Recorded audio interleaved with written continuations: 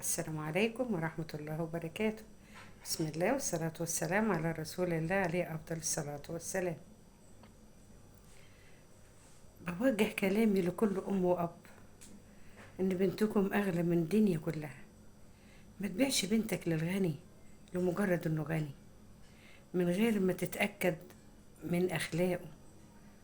لما يكون إنسان فقير وابن ناس ومحترم هيصون بنتك ويحافظ عليها.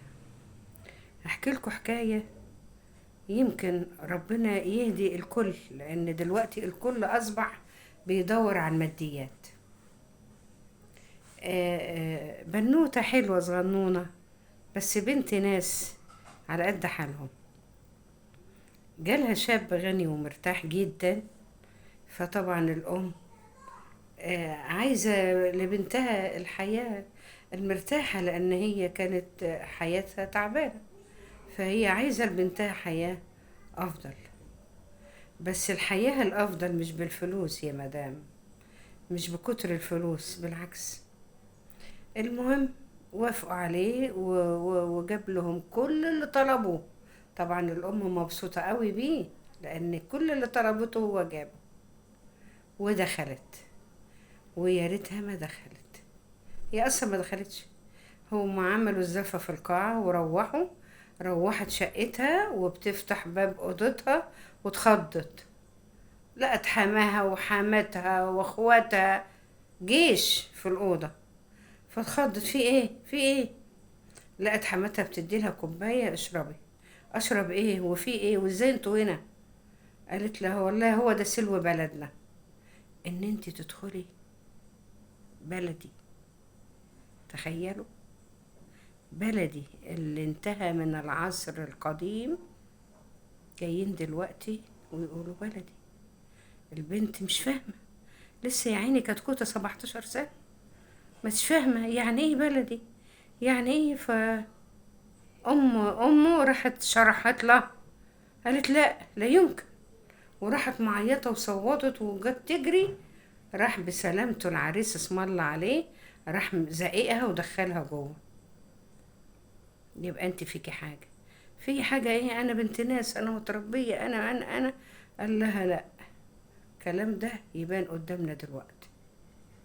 البنت جريت، راح جايب سكينة ولا جايب حاجة حادة ولا ايه، وقعد يقطع في وشها والبنت تداري على وشها بايديها، يقطع لها ايديها لحد ما البنت غرقت في دمها ونزفت. اتاري عمامه وبقيت العيلة قاعدين تحت مستنين البشارة. سموا هرج ومرج وصوات ودنيا، في ايه في ايه؟ لقوا البنت مرمية على السلم وغرقانة في دمها. راحوا ايه، خدوها. بس هي قرية صغننة، الكل عارف بعضه. جريوا على المستشفى، المستشفى تبعهم والدكتور تبعهم. راحوا خد لها يجي 70 80 غرزة في وشها وفي ايديها وفي بالعربية بتاعتهم، وجريوا على بلد واهلها ورموها قريب من بيتهم.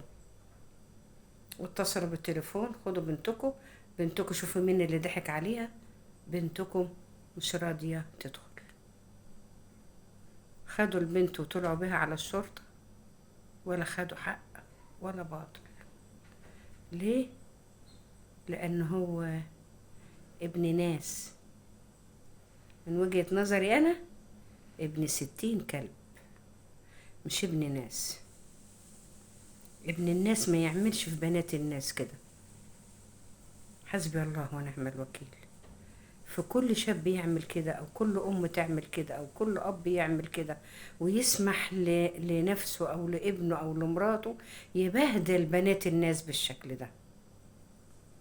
وبرضو ام البنت غلطانة، ام البنت غلطانة. هم لما سألوا على الولد سألوا فين؟ في محيط اسرته، ومحيط اسرته كلهم بيجوزوا بعض من بعض وعارفين عادات بعض وقابلينها. علشان بقى الولد شاف البنت دي واعجبت بيه، وبنت غريبة مش من العيلة، فلما جو سألوا على ده وقالوا له ده ابن ناس ومحترم و والناس قبلوه على أساس الكلام ده. لكن أنا ما بيعش بنتي أبدا ولا بمال الدنيا. انتوا اختاروا الدين والأدب والأخلاق مش الفلوس. يلا ربنا يهدي وربنا ينتقم من كل ظالم. السلام عليكم ورحمة الله وبركاته. متنسوش الاشتراك في القناة وعمل لايك ليصلكم كل جديد.